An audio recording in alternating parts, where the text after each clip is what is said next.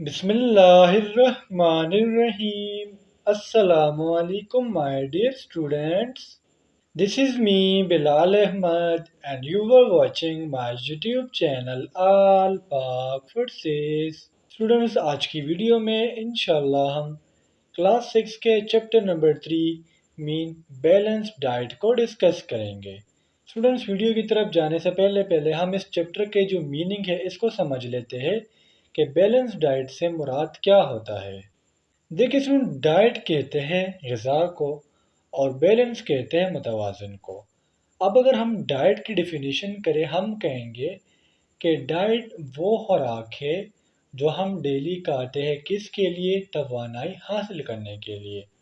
और अब बैलेंस की बात हो रही है, तो बैलेंस डाइट से मुराद एक ऐसा डाइट होगा जो हम डेली खाते हैं, वो खुराक जो हम डेली खाते हैं और इससे हमें कंप्लीटली ग़िज़ा मिले, एक अच्छी ग़िज़ा मिले, यानी इसमें कैल्शियम भी हो, फास्फोरस भी हो। ये सारे जब ग़िज़ाएँ, ये सारे न्यूट्रिशन जब एक फूड में प्रेजेंट होंगे तो ऐसे डाइट को हम कहेंगे बैलेंस डाइट।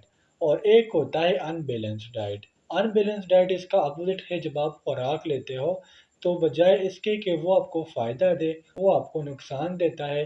ठीक है, उसमें जितने भी न्यूट्रिशंस होते हैं, जितने भी न्यूट्रिएंट्स होते हैं, वो प्रेजेंट नहीं होते। तो ये था चैप्टर का ओवरव्यू। अब हम जाते हैं इसके एक्सरसाइज की तरफ। तो फर्स्ट ऑफ ऑल हम fill in the blanks mean MCQs को सॉल्व करेंगे। सो हमारा फर्स्ट एमसीक्यूज़ है, an immediate source of energy for our body is.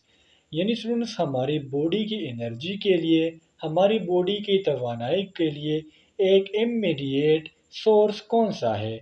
So the correct option is option A, mean mango. Student, mango जो है हमारी body के लिए एक इमीडिएट सोर्स है। इमीडिएट सोर्स है मुराद एक ऐसा सोर्स जिससे डायरेक्ट हमें तवानाई मिल जाए। यानी मैंगो की डाइजेशन पे इतना टाइम नहीं लगता अगर हम इसको कंपेयर करें चिकन के साथ, मशरूम के साथ या मीट के साथ। एक्सक्यूज नंबर 2 है हमारा, food rich in protein is. यानी स्टूडेंट्स, हमने कैसा खुराक बतानी है जिसमें प्रोटीन सबसे ज़्यादा हो। So the correct option is option C, mean fish.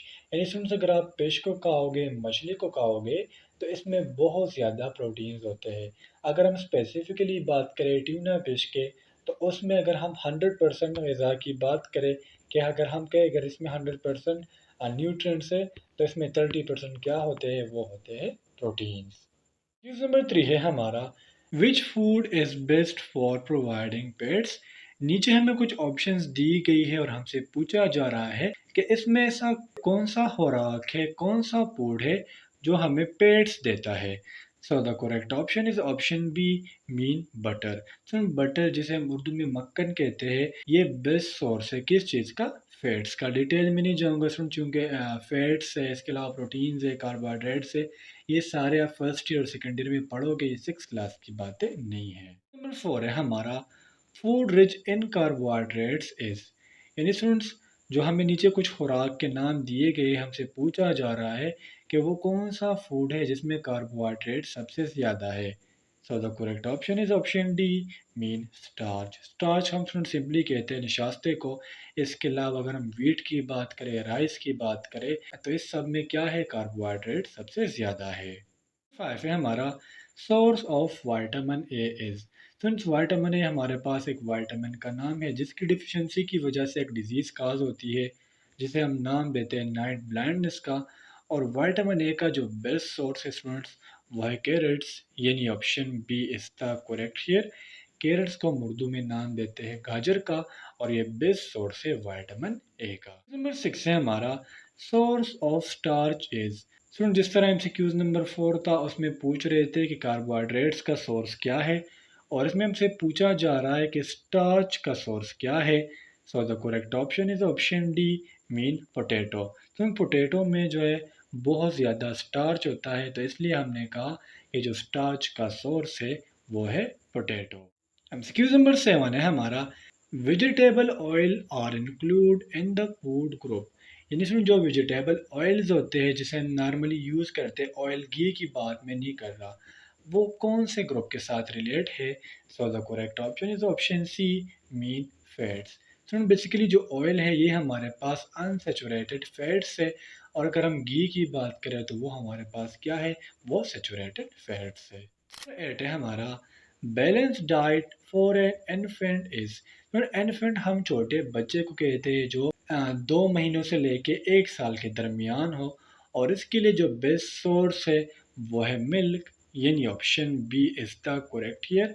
लेकिन इसमें मिल्क अगर माँ का हो तो बहुत ज़्यादा अच्छा है।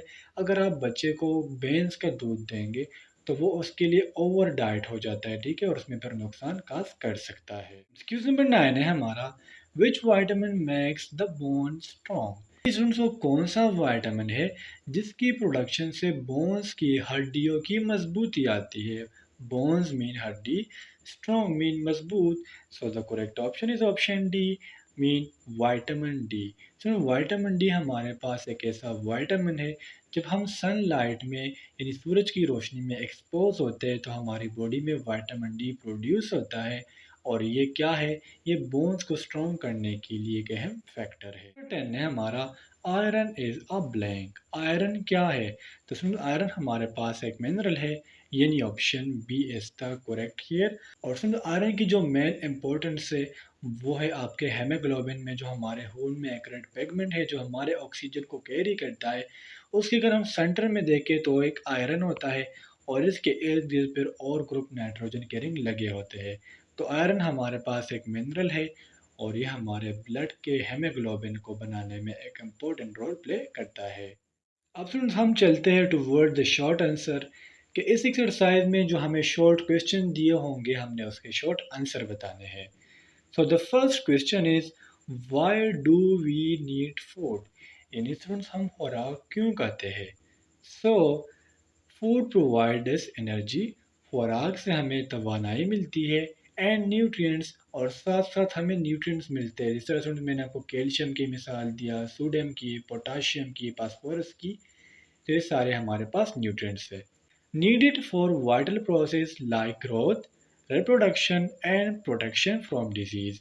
यानी स्टूडेंट्स इस एमसीक्यूज का सिंपली मतलब ये है कि हम खुराक इसलिए खाते हैं ताकि इससे हमें एनर्जी मिले, और साथ साथ हमें वो न्यूट्रिएंट्स मिले जो हमारे ग्रोथ में, यानी हमारे बड़े होने में, हमारे रिप्रोडक्शन में, बच्चे पैदा करने में, और प्रोटेक्शन फ्रॉम डिजीज़, और बीमारियों से बचाने के लिए ज़रूरी होते हैं। तो खुराक हम इसलिए खाते हैं ताकि हम में एनर्जी प्रोड्यूस हो, हम में ग्रोथ हो, और हम में रिप्रोडक्शन हो। Question number 2 is name major food groups. इसमें जो मेजर ग्रुप्स है फूड के वो कौन कौन से है। So major food groups are as follows. यानी फूड के खुराक के जो हमारे पास बड़े ग्रुप्स है, जो बड़े ग्रो है, वो ये है। फर्स्ट है फ्रूट एंड वेजिटेबल ग्रुप्स, यानी फल और सब्जियों का ग्रो। सेकंड है ग्रेन ग्रुप, यानी हमारे जो चावल होते हैं, जो चने होते हैं, जो बार्ले होते हैं, ये सारे आ जाते हैं ग्रेन ग्रुप में। थर्ड है मिल्क एंड मिल्क प्रोडक्ट्स, यानी दूध और दूध के जितने भी प्रोडक्ट्स है, चाहे वो दही हो, चाहे वो मक्खन हो, चाहे वो चीज़ हो, ये सारे हमारे पास क्या है, ये मिल्क के प्रोडक्ट्स है। एंड मीट ग्रुप, जिस तरह गोश्त हम कहते हैं ये बड़ा गोश्त है, छोटा गोश्त है। तो सुन फूड के हमारे पास टोटल 4 बड़े ग्रुप है। Number first fruit and vegetables, यानी हमारे फल, हमारे सब्जियां।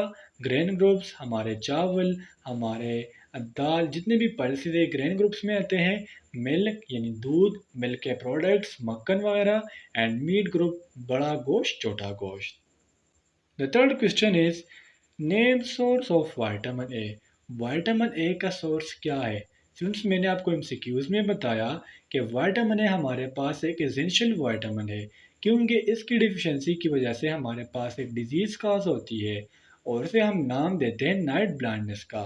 So the source of vitamin A और कैरेट्स कॉर्ड लीवर ऑयल। इन जो विटामिन ए का सोर्स है वो गाजर है, और कॉर्ड लीवर ऑयल है। अब आप कहेंगे कि सर कॉड लीवर ऑयल क्या है।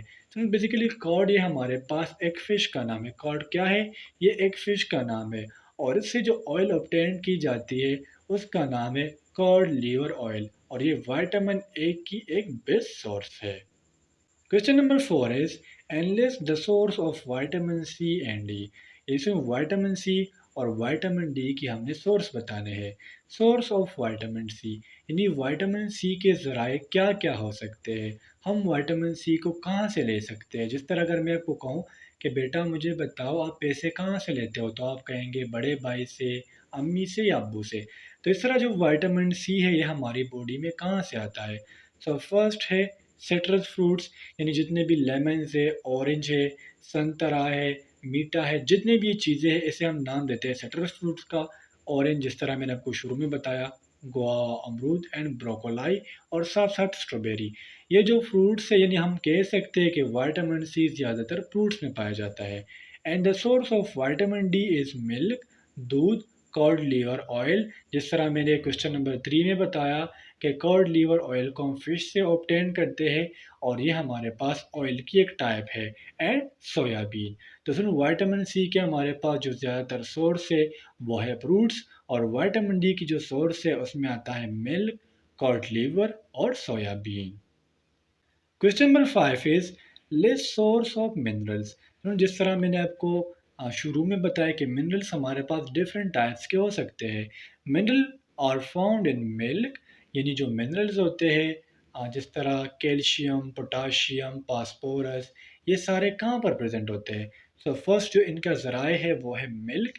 सेकंड है मीट यानी गोश्त, ग्रेन्स यानी चावल, वेजिटेबल्स, करेले, भिंडी, जितनी भी सब्जियां होती है, फ्रूट्स मतलब केले, एप्पल्स, मैंगो, ये जितने भी चीज़ें ये फ्रूट्स है, फिश, आपकी मछली एंड एग्स। इसके अलावा और भी सोर्स हो सकते हैं।